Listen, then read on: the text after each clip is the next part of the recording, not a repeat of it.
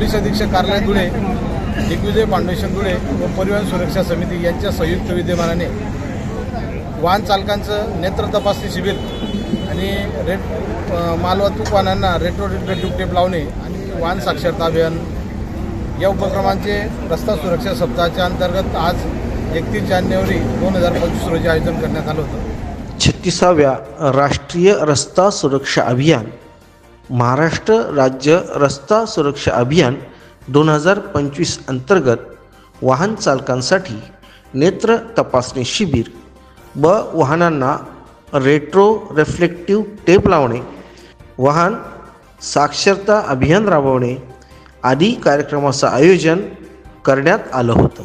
मुंबई आग्रा महामार्गावरील धुळे शहराजवळ हॉटेल साई किशन समोर हा कार्यक्रम संपन्न झाला।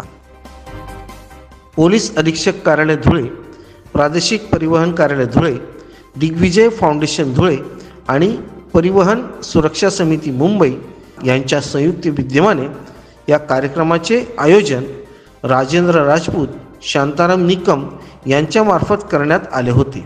यावेळी Dhule Palasner railway project head Krishna Rao, प्रादेशिक परिवहन कार्यालय धुळे येथील मोटार वाहन निर्देशक प्रशांत पांडे, पश्चिम देवपूर पोलीस ठाण्याचे पोलीस निरीक्षक तुषार देवरे, डॉक्टर दरबार सिंग गिरासे, प्राध्यापक PD सिसोदिया, जसपाल सिंग सिसोदिया, नरेंद्र जमादार, दीपक गवळे, श्रीयुत बिर्ला, लाला पुरोहित, गौतम पगारे आदी मान्यवर उपस्थित होते।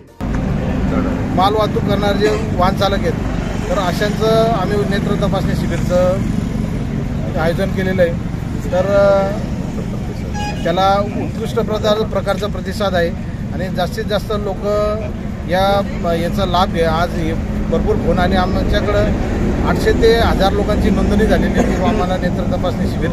तर इथून 7 दिवस आपण हे नेत्र तपासणी शिबिर सुरू राहणार आहे। 7 फेब्रुवारीला माझा वाढदिवस आहे, त्या दिवशी याचा समारोप करणार आहे आपण। तर आजपासून तर 7 फेब्रुवारीपर्यंत आपण नेत्र तपासणी शिबिर चालू ठेवणार आहे। तर जास्तीत जास्त वाहन चालकांनी याचा लाभ घ्यावा असं मी विनंती करतो। या नेत्र तपासणीसाठी विवेकानंद डोळ्यांचे हॉस्पिटल यांचे सहकार्य लाभले। हा कार्यक्रम यशस्वी करण्यासाठी सोनगीर व पळासनेर टोलवेजचे कर्मचारी, प्रादेशिक परिवहन कार्यालय, देवपूर पोलीस स्टेशन, पश्चिम देवपूर पोलीस स्टेशन आदींनी मोलाचे सहकार्य केले। न्यूज 100 मराठीसाठी अण्णा कोळी, धुळे।